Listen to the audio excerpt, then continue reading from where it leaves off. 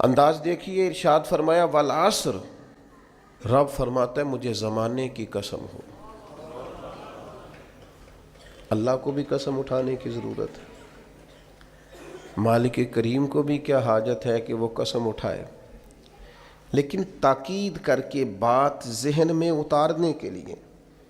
انسان کا مزاج ہوتا ہے نا، جس بات پہ قسم اٹھائی جائے اس کو انسان سمجھتا ہے زیادہ پکی ہے، تو طبع انسانی کے مطابق بات کی۔ فرمایا والعصر، زمانے کی قسم ہو۔ انسان کو پیدا کرنے والا رب قسم اٹھا کے انسان کی ایک بات کرتا ہے، والعصر، مجھے قسم ہو زمانے کی، ان الانسان لفی خسر۔ انسان کو پیدا کرنے والا رب فرماتا ہے بے شک انسان خسارے میں، گھاٹے میں، نقصان میں۔ لوگ اس کو کہہ رہے ہیں بڑا سیٹ ہے، لوگ کہہ رہے ہیں بڑا کامیاب ہے، یہ بھی کہہ رہا ہے اللہ کا بڑا شکر ہے، لیکن پیدا کرنے والا رب، انسان کو بنانے والا، اس کو جاننے والا رب فرماتا ہے مجھے زمانے کی قسم ہو یہ نقصان میں ہے۔ اور خسارہ، اس خسارے کو نہیں کہتے ہیں کہ لوگ کہتے ہیں میں نے کاروبار کیا تھا تو نفع نہیں ہوا نقصان ہوا۔ خسارہ اس خسارے کو کہتے ہیں جو اصل مال بھی ضائع ہو جائے، راس المال بھی ضائع ہو جائے تو کہتے ہیں خسارہ ہوا ہے، یعنی اس کے پاس جو تھا اس میں بھی یہ خسارے میں کہ یا اللہ سارے خسارے میں ہے؟ فرمایا نہیں، الا الذین آمنوا، جن میں 4 صفتیں پائی جائیں وہ نہیں خسارے میں۔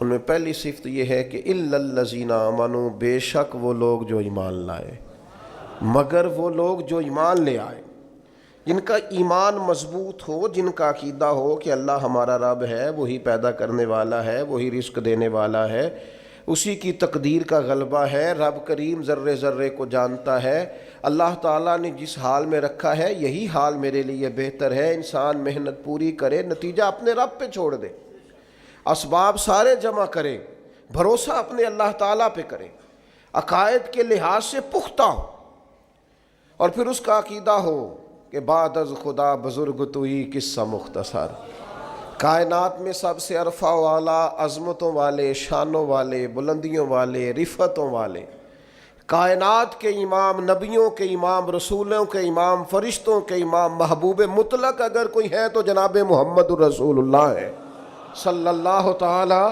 علیہ وسلم۔ سب سے اولا ہو اعلیٰ ہمارا نبی، سب سے بالا ہو اعلیٰ ہمارا نبی، اپنے مولا کا پیارا ہمارا نبی، اور دونوں عالم کا دھولا ہمارا نبی۔ نظریاتی پختگی حاصل ہو، عقائد پختہ ہو، ایمان میں عقائد پوری طرح داخل ہے، عقائد اہل سنت کا پابند ہو بندہ۔ پھر ایک اور بنیادی عقیدہ ہے، اسی ضمن میں سارے عقائد آ جاتے ہیں، فرشتوں پر بھی ایمان ہو، اللہ کے تمام انبیاء پر ایمان ہو، اچھی بری تقدیر پر ایمان ہو، لیکن ایک بنیادی عقیدہ جس کو عقیدہ آخرت کہا جاتا ہے، اس پر انسان کا ایمان ہونا بڑا ہی ضروری ہے۔ اگر آخرت پر ایمان کمزور ہو جائے تو دنیا میں جتنے بھی عمل ہم کرتے ہیں یہ سارے کمزور ہو جائیں۔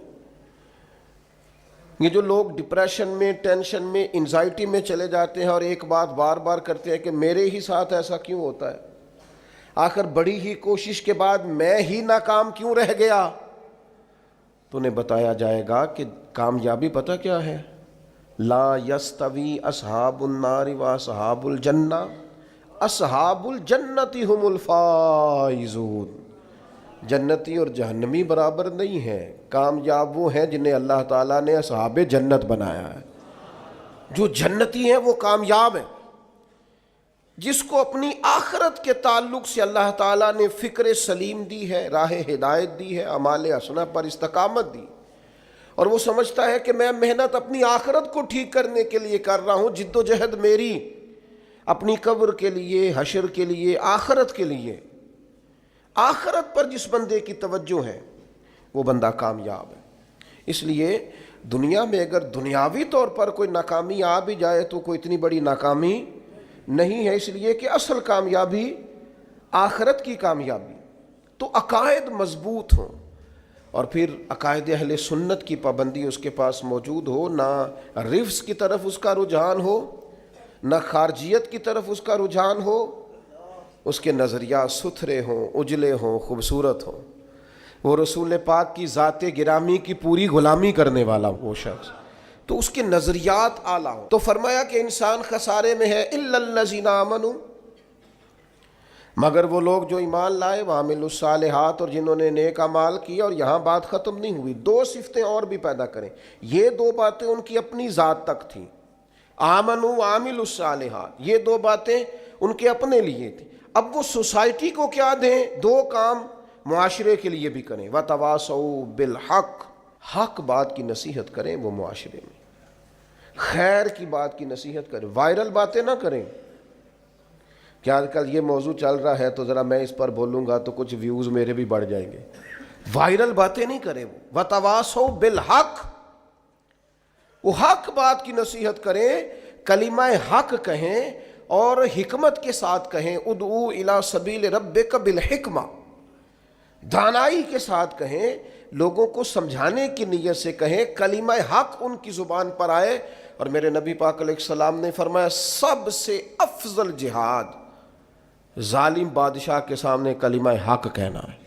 آپ حق کے ساتھ کھڑے ہوں، پھر آپ لوگوں کو امر بالمعروف کریں، پھر نہی عن المنکر کہیں، اور وہ بھی بندہ دیکھ کے نہیں۔ اگر امیر آدمی غلطی کر رہا ہے تو پھر آپ خاموش ہیں، اور کسی غریب کو کرتے دیکھ لیا ہے تو آپ نے دینی حکمت کو بھی پیش نظر نہیں رکھا اور اسے رسوائی کر دیا ہے، آپ نے اسے سخت ترین تکلیف سے گزار دیا ہے۔ حق بات کی نصیحت کریں، اور جو لوگ حق بات کہتے ہیں نا ان پر تکلیف بھی آتی ہے، تکلیف آتی ہی ہمیشہ حق کہنے والوں پر۔ تو چونکہ میدان لگایا ہے، اب حق میں نکلے ہو، اب تم نے سفر شروع کیا ہے تو بھائی پیروں پہ چھالے تو پڑیں گے، سفر کرو گے تو تھکاوٹ تو ہوگی، کوئی رستہ طے کرو گے تو گرد تو پڑے گی، اگر کسی سمت تیز دوڑو گے تو مخالف سمت سے ہوا تو تیز آئے گی۔ اب وہاں گھبرانا نہیں، کمزور نہیں پڑنا، تھکی باتیں نہیں کرنی۔